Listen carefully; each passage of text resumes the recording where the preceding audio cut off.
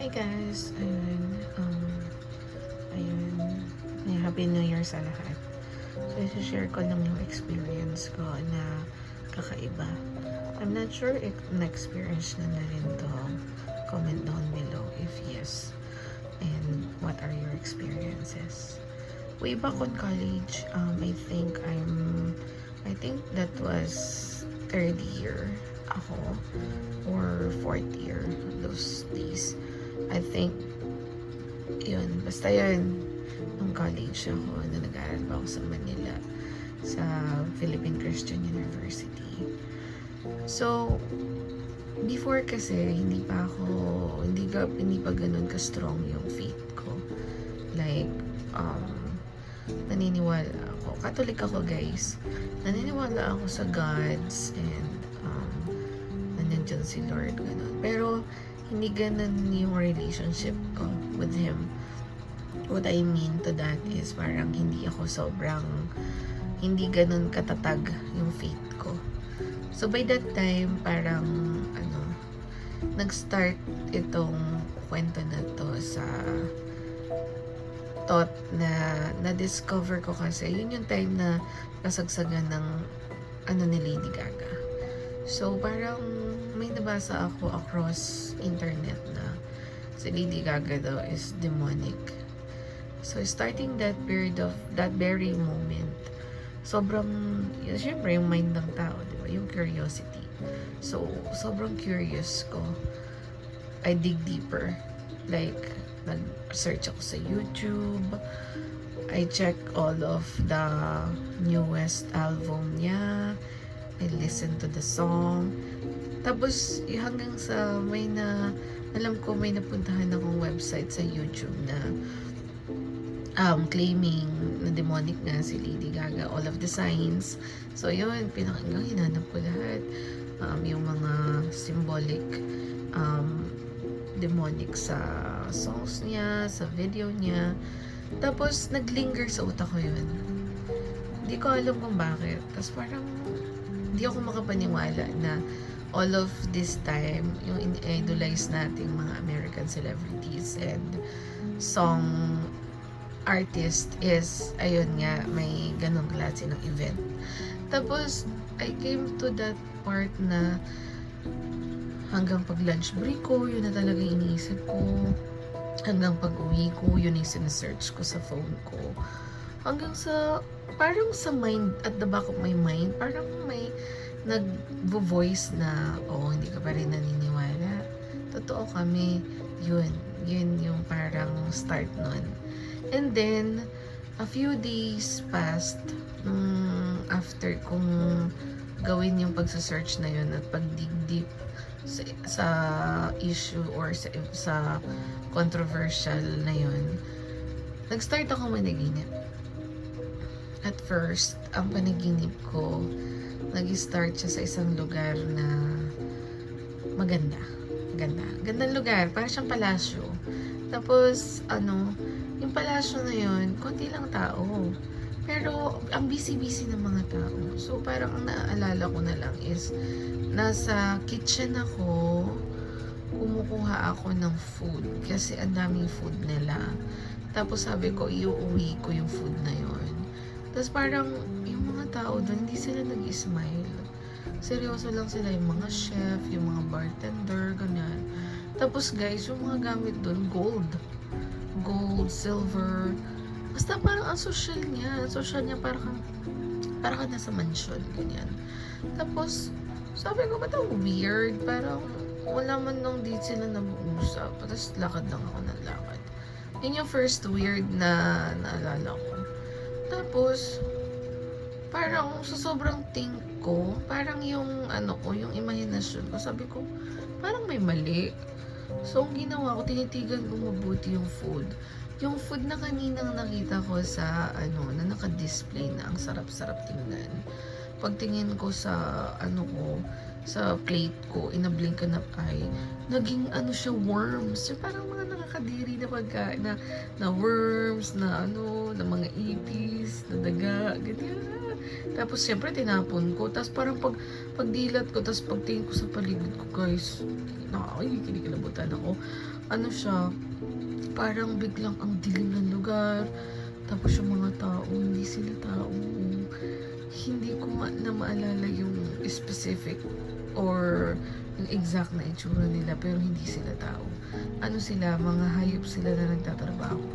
Like, may kalabaw na naglalakad na may sungay. You know kung anong place na yon. It's not what you think it is.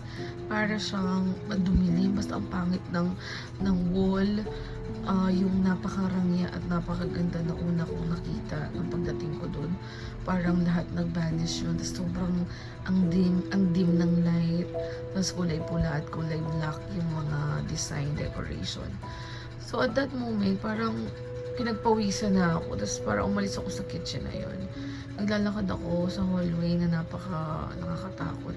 Hanggang sa dumating ako sa part na, alam mo yung parang mayroong altar, tapos may mga upuan. Katulad siya ng i-visualize yung simbahan, guys, sa mall. Para siyang ganon.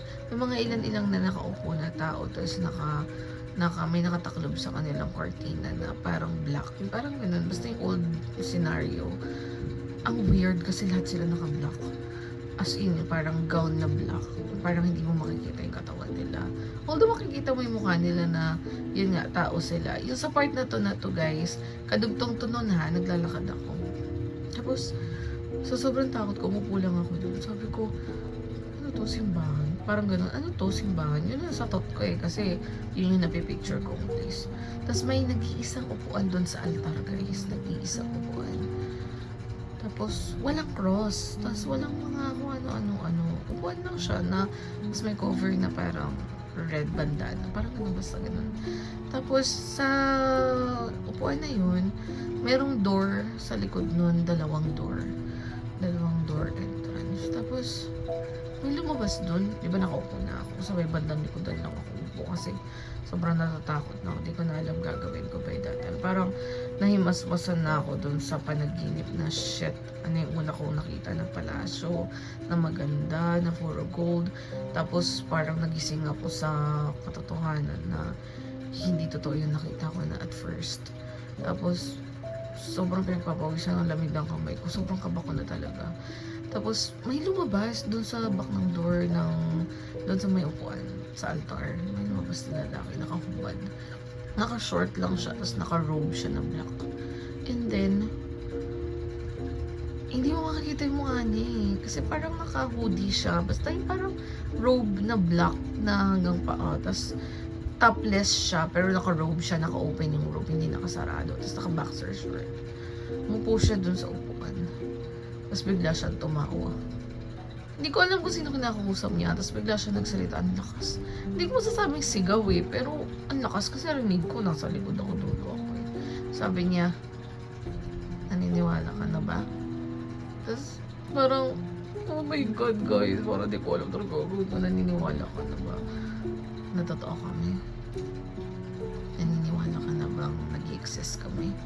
Ganun, pero hindi siya nakatingin sa akin nakayuko lang siya, tapos nakatago yung mata niya, yung bibig lang, tapos bigla siyang tatawa, ganyan. Tapos that moment, nagising ako sa panaginip ko. Kasi alam ko, takot na ako na yun, parang nagdadasal na ako sa mind ko, no? Na Lord, save me, ganyan. Kasi alam ko parang binabangungot ako, panaginip lang to, it's not true. So nagising ako, normal, nagising, tapos yun, pawis na pawis.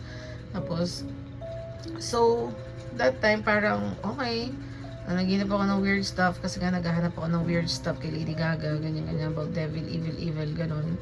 So okay, move on sa life, pasok sa school, uwi, ganyan, doing yung mga normal things ko. Pero hindi pa rin nawala sa isip ko yun. Parang sabi ko, ano yun, coincidence lang. Siguro naglalaro lang sa mind ko kasi nga nagsasearch ako ng mga ganung bagay. So ayun, baka tired lang din ako, and then second night, tulog na ako ulit. Itong part na to na parang inaalis ko na sa isip ko yung thought na yun nga si Lady Gaga nga evil, ganyan, member siya ng ganyan. Tapos yung mga songs niya about gano'n. Tinatanggal ko na siya sa utak ko. Ayoko na siya isipin kasi na-anxiety na ako. Second night. I think it's not second night eh. Oo, tama, second night. Kasi nga, continuous yun nangyari sa akin guys. 1 week. Pagkagising ko na naman sa panaginip ko, andun na naman ako sa lugar na yun. Pero this time, hindi na siya maganda at first. Talagang pangit na siya. Like, madilim, puro pula yung ilaw, dim light, sabay. Basta ang dilim, nakakatakot. Pero this time, naglalakad ako sa hallway. Hindi na ako dun sa door na may altar. Naglalakad ako sa hallway. Tapos, may entrance, parang may pinto. Pumasok ako dun sa pinto. Tapos, dire-diretso lang ako sa pinto. Tapos, dumating ako sa nag-end ako sa isang room na may bed. Tapos, yung room na may bed na yun, ang ganda ng bed eh. Ang ganda ng bed. Tapos, parang ako nasa hotel. Basta, ang ganda ng bed niya. Umupo ako doon or humiga ako. Sabi ko, wow, ang ganda naman dito. Nasa na ba? Ganyan. Pero, yung isip ko nun, parang something wrong na. Parang hindi na ako at ease. Tapos, may pumasok yung lalaki na karog, guys. So, sabi ko, sino ka? Sino ka? Bakit nandito ka? Bakit mo ko sinusundan? Yun sabi ko. Sabi niya, wala. Gusto ko lang malaman mo na totoo kami. Nung pagkasabi niya totoo kami, guys, pagtanggal niya ng robe, devil siya. Devil siya na, di ko na actually maalala yung mukha niya, pero makikita mo na yung horn niya, like yung sungay niya, yung labi niya na kulay black. And then, hindi ko alam kung yung katawan niya is katawan ng kabayo, tas yung upper niya lang yung tao. Ganyan. Basta half siya, ganyan. Hindi ko Tapos, biglang ang bilis niya, guys. Nasa harap ko na siya agad. Ang layo niya. Yung distance siya, nakaupo ako sa bed. Tapos andun siya banda pag entrance ng door. Medyo malayo lang yung distance doon. Pagpigit lang ng mata ko, nasa as in front ko na siya, as in nasa harap ko na siya. Tapos tinulak niya ako sa bed. Gusto niya ako rapin. Gusto niya akong sabi niya, maniwala ka na. Gusto mo ba? Marami pa akong ipatunay sa'yo. Guys, grabe yung sigaw ko noon. Tapos parang tinulak ko siya. Nakawala ako. Sabay iyak, sabay takbo. Ang naalala ko ng part is takbo lang ako ng takbo sa napakahabang hallway. Napakahabang hallway siya na dim light, na walang kahit anong room. Takbo lang ako ng takbo. As in, nadadapa ako. Tapos feeling ko puro sugat-sugat na ako. Ang dami ko ng sugat kasi ang sakit na ng paa ko. Pero ang isa lang ang nasa isip ko nun, guys, na baka mamatay na ako, baka hindi na ako makauwi, baka kunin na ako nung devil na yun, something. Hanggang sa, nagising na ako habang tumatakbo. So, nagising na ako nun. Pawis ako, guys, in reality. Tapos parang, yung gising ko na, yung talagang alam mo yung parang hingal na hingal ako, tapos umiiyak na ako nun kasi parang sobrang hindi na normal na 2 consecutive days kong napanaginipan continuously, same scenario, same locations, same devil. Yan, tapos parang wala na ako sa vision nun, parang yun na yung time na parang in reality, nakakarinig na ako ng voices na, hindi ka pa rin naniniwala. Whisper siya, marinig mo siya lang. Hindi ko alam kung sa utak ko lang ba yun, dahil sa panaginip ko, or talagang naririnig ko siya. Pero hindi ko siya binigyan ng focus. Kasi ang focus ko that time is sa panaginip ko. So parang, although nasa biyahe ako papuntang school sa Manila, parang, inaano ko siya, tinatanggal ko siya sa utak ko para sabi ko hindi totoo, in Jesus name, ganyan. Basta ganun, hindi naman siya nasa utak ko pa rin siya, pero at least nagiging busy ako dahil sa school stuff.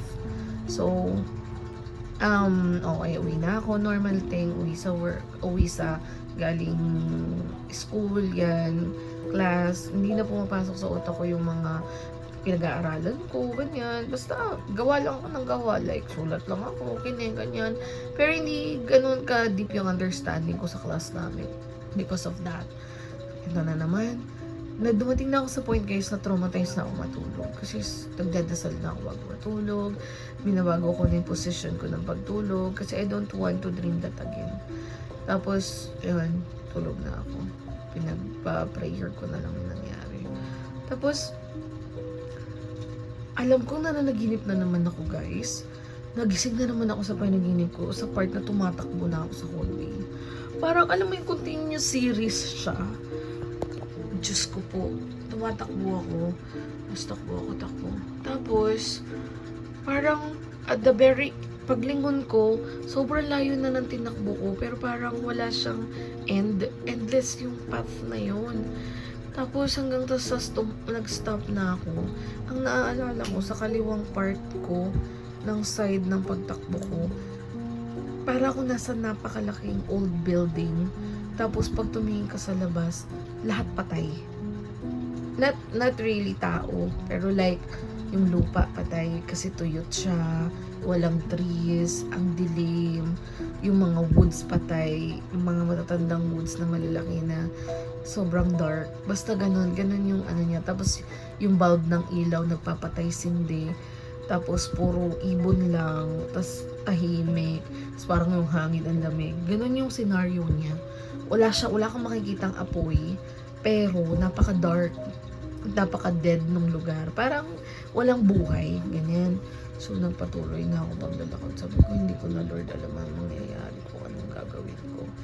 Hanggang, nung nag-pray na ako ng ganun, may nakita akong door. Nag-iisang door siya sa dulo. May mga pako siya. May mga parang door siya na, hindi ko alam eh. Yun lang ang nagkakaibang door dun sa pinakasulok ng kanto. May parang nilagyan siya ng pako, nilagyan siya ng kahoy para hindi ka pumasok dun yata, ganun.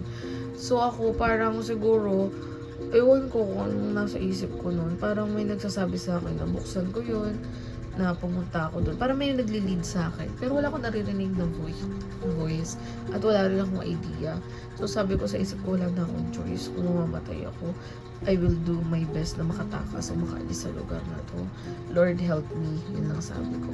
Tapos binubuksan ko yung door. Habang binubuksan ko yung door, tinatanggal ko yung mga nakapako na woods, na old woods, na madami. Parang feeling ko hopeless na ako kasi dumudugo na yung kamay ko kasi nga ang hirap niya buksan. Kada tanggal ko ng ano, parang luminiwanag yung door. I mean, parang may reflection sa loob ng door na maliwanag. Yun yung first time ko makakita ng napakaliwanag na magandang klase ng liwanag. So, alam ko na yun yung daan para makatakas ako doon. So, ayun. Tapos, nung came up na ako na nag-iisang barricade na lang, nag-iisang woods na lang, dumating na yung parang mga evil na, basta yung mga scary stuff, papunta na sa akin, namamadali na ako. Pag open ko yung door, yun na, nawala na sila, parang nag-disappear sila bigla. Tapos, sa door na yun, guys, may nakataklob na, basta may nakatabing na cloth na puti. Tapos may butas doon na may ilaw ng sunlight na nagmumula doon sa likod nung nakataklob na yun. Alam ko from that very beginning na hindi ko alam kung narinig ko na yun, napanood ko na yun somehow, or narinig ko na yun kung saang klase ng kwento. Basta yun yung pinipicture ng panaginip na yun. Tapos, alam ko sa sarili ko na si Lord yun, na ano yun, na cross yun, nakataklob na yun. So, tinanggal ko yung taklob. Parang wala. Parang alam nung katawan ko na yun ang dapat kong gawin. So, tinanggal ko yun. Tapos biglang lumuhod na lang ako dun sa ano ng wood na yun, yung crosswood na sira. Tapos, nag-pray lang ako na sabi ko, Lord, iligtas mo ako, please. Ayoko mamatay dito. Save me. Tapos yun, pagkasabi ko ng save me, tapos iyak na ako ng iyak. Nagising na ako. Ito yung third na panaginip ko na nagising akong umiiyak. Na sobrang takot ako na baka hindi na ako makaalis. Hopeless na ako na baka paikot-ikot ako. Doon na lang ako sa lugar na yun. Tapos, yun. Niligtas ako ng faith ko at that time. Tapos ako ni Lord. Tapos, nag-pray ako pagkagising ko ng Lord. Ilayon mo ako, tanggalin mo sa isip ko. Yung yung knowledge about demons and evil and hell, gano'n.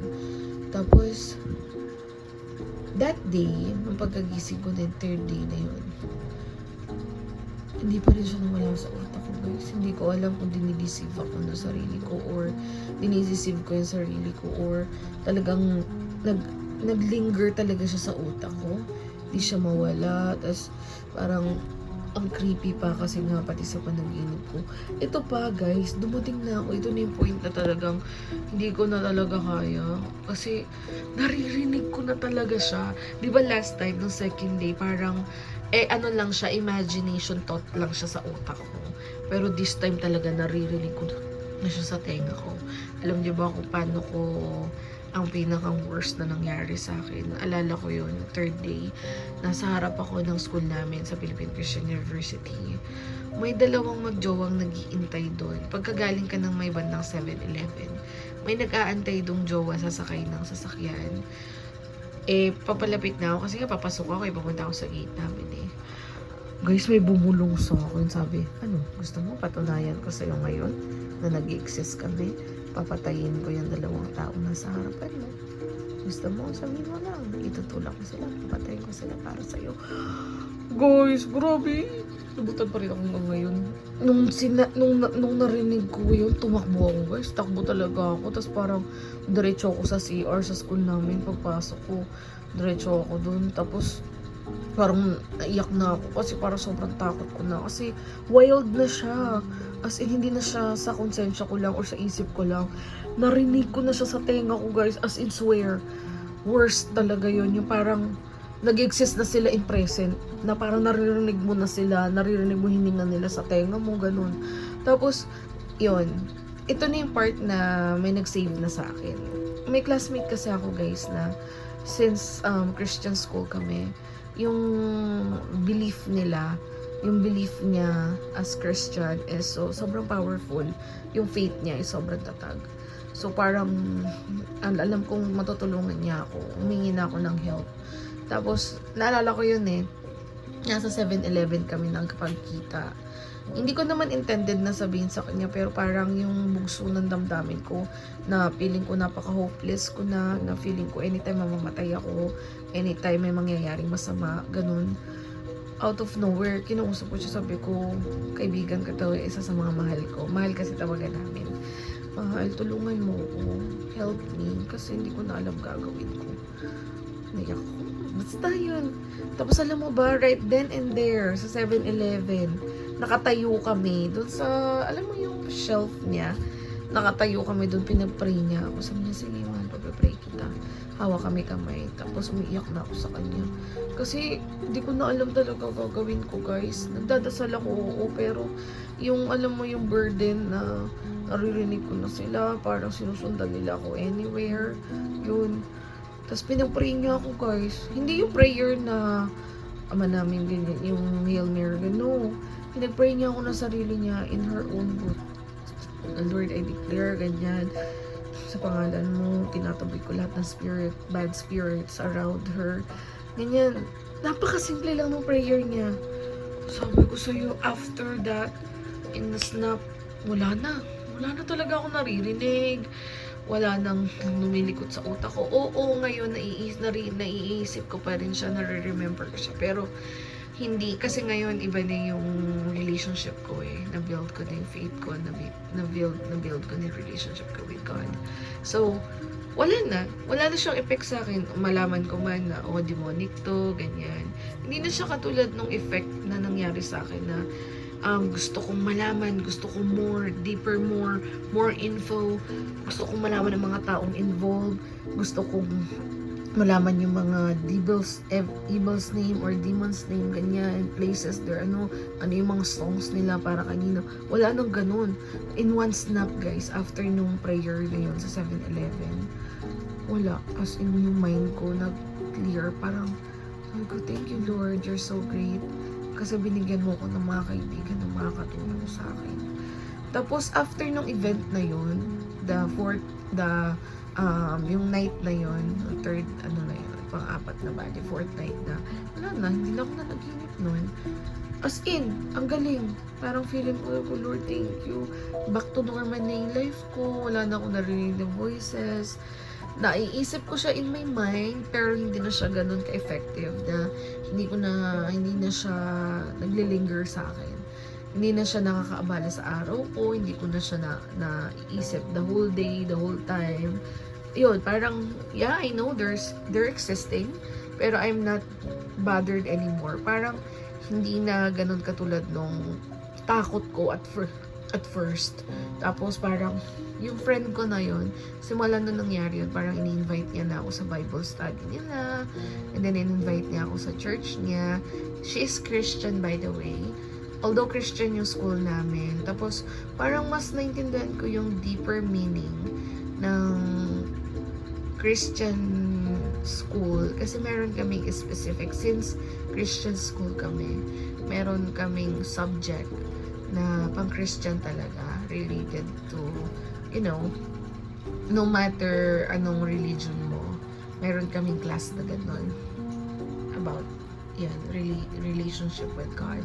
Parang mas na-enhance yung knowledge ko, mas parang naging into studying ako about it yun. Hanggang sa yun, na-encourage ako na sumama. Na-invite niya ako sa church nila. Tapos, parang naging wisdom ko, naging comfort zone ko yung part na yun.